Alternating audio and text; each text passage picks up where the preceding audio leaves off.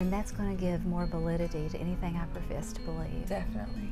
I totally agree with that. Well, Ann, tell me, just as a woman in the workplace, but with your feminine side, how do you define beauty in the workplace? How do you embody beauty? What is that like for you? Just talk to us about beauty. Oh, you know, that's so hard because as we get older, there are a lot more pretty girls out there coming up behind us. And I think that for beauty for me is being a good steward of my body and just realizing that I am a vessel that the light of Christ is shining through, and there are some cracks in that vessel and there are some worn spots, but I want to repair those cracks when I can and at least keep the worn spots polished. Oh. That's a great way to say it. All right. And to me, one of the most important questions is, if you could, what would you say to working women everywhere?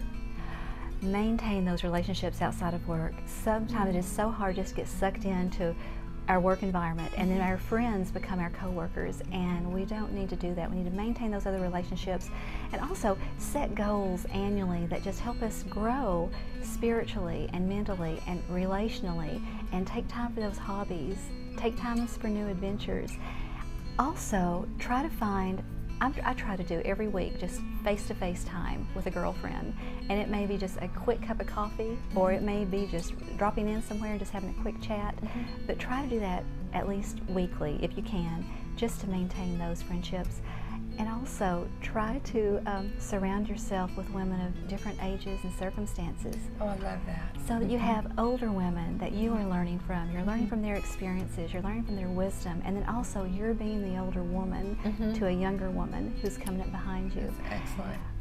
Another thing that I've just found, you know, if we don't cultivate new relationships and nurture those existing friendships that we have, they're going to just stand in the shadow of our careers, and they're not going to get any light, they're not going to be fed, and they're going to wither and die, and we can't afford that. Good advice. Thank you. For more on this, you can go to our website, 7-men.tumblr.com, and we just want to thank Ann. Thank you so much for coming. Yes.